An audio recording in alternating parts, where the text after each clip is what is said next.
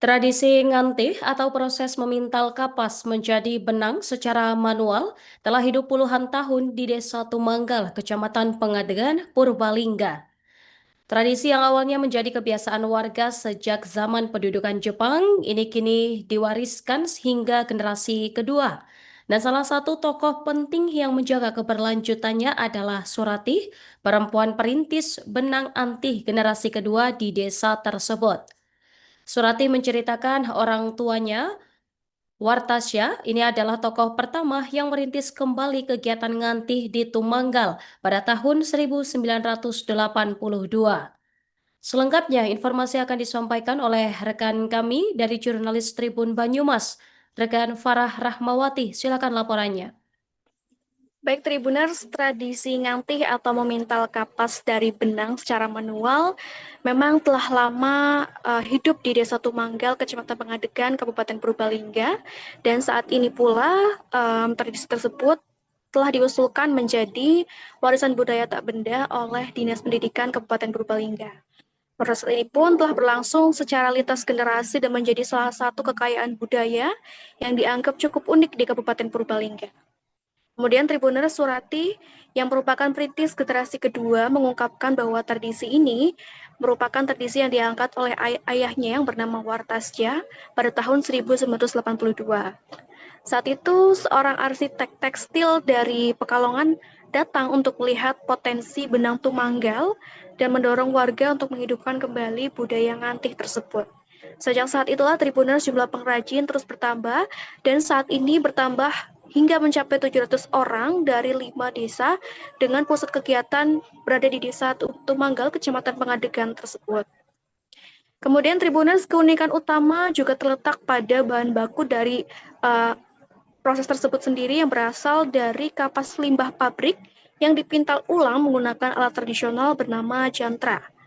Dahulu benang ini digunakan untuk membuat kluwung, tapi hingga kain lancingan atau semacam celana yang digunakan oleh laki-laki. Kemudian Tribuners, menurut Kepala Bidang Kebudayaan Dinas Pendidikan Kabupaten Purbalingga, Wasis Andri Wibowo, ngantih Tumanggal ini memang layak diusulkan sebagai WBTB karena memiliki ciri yang tidak dimiliki di daerah lain.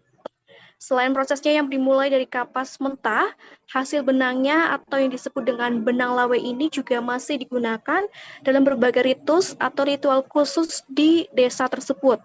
Seperti misalnya digunakan ketika bayi baru lahir, diikatkan pada tangan dan juga pada perutnya, dan juga digunakan pada orang yang baru saja meninggal dunia dengan mengikatkan benang lawe tersebut kepada batu nisannya selama 7 hingga 40 hari, serta juga menjadi salah satu tradisi khusus yang disesaji sebelum pertunjukan ebek dimulai. Benang lawe ini juga disebut-sebut memiliki makna filosofis sebagai ikatan keberlangsungan dan juga ketahanan sehingga dapat menguatkan nilai budaya yang melekat. Wasis juga menambahkan selain pelestarian budaya, ngantih ini juga memiliki prospek ekonomi Tribuners. Jadi tidak hanya untuk menguri-nguri budaya ngantih sendiri, tapi harapannya ini juga mampu meningkatkan komoditas yang tentunya akan semakin bernilai ke depannya. Untuk diketahui juga Tribuners, untuk benang antih sendiri ini sudah mampu diproduksi menjadi barang-barang yang cukup menarik seperti misalnya sarung bantal, kemudian kap lampu, dan bahkan saat ini untuk penjualannya sudah tembus hingga mancanegara dan salah satunya sudah menembus hingga pasar Amerika. Hingga kini tradisi ngantih pun juga terus dilakukan oleh para kesepuhan di lokasi tersebut dan juga pengrajin di lintas desa, menjadikannya Tumanggal sebagai pusat benang antih yang tetap hidup di tengah modernisasi di saat ini. Demikian Tribuners.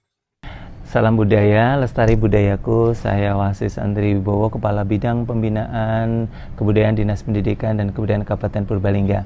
Baik, untuk terkait OPK ngantih tenun Tumanggal, ada beberapa alasan yang esensial memang yang kita angkat. Jadi pertimbangannya, kenapa suatu OPK itu diangkat menjadi warisan budaya tak benda atau WBTB?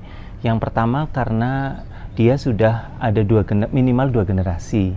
Kemudian maestro yang mengerjakan itu ada persyaratannya 65 tahun ke atas. Ya, jadi Itu yang secara umum ya, secara normatif persyaratan itu.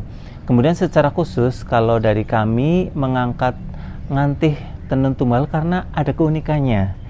Jadi yang namanya tenun itu kan banyak di daerah lain ya, di daerah lain tenun banyak. Bahkan di Purbalingga sendiri tidak hanya di Tumanggal, ada juga di daerah Rajawana, di daerah Tajuk di Kecamatan Karangmojo itu juga ada tenun ya, tenun namanya luweng ya, itu memang adalah. Kalau ngantih tenun Tumanggal itu punya keunikan dan khas. Yang pertama dari mulai bahan baku. Jadi yang diproses di sana itu menggunakan bahan baku justru dari limbah. Jadi itu kapasnya kan dari limbah-limbah perusahaan-perusahaan itu diambil limbah kapasnya untuk diantih.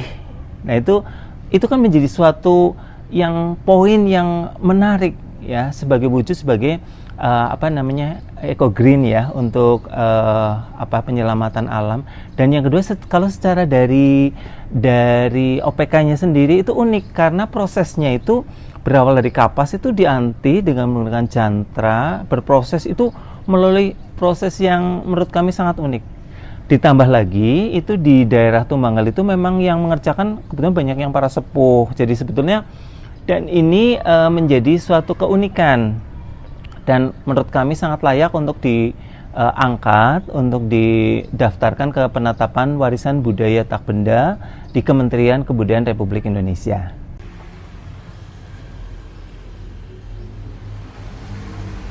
Kebanyakan berarti di rumah masing-masing gitu? Iya, di rumah masing-masing. Ini lagi pada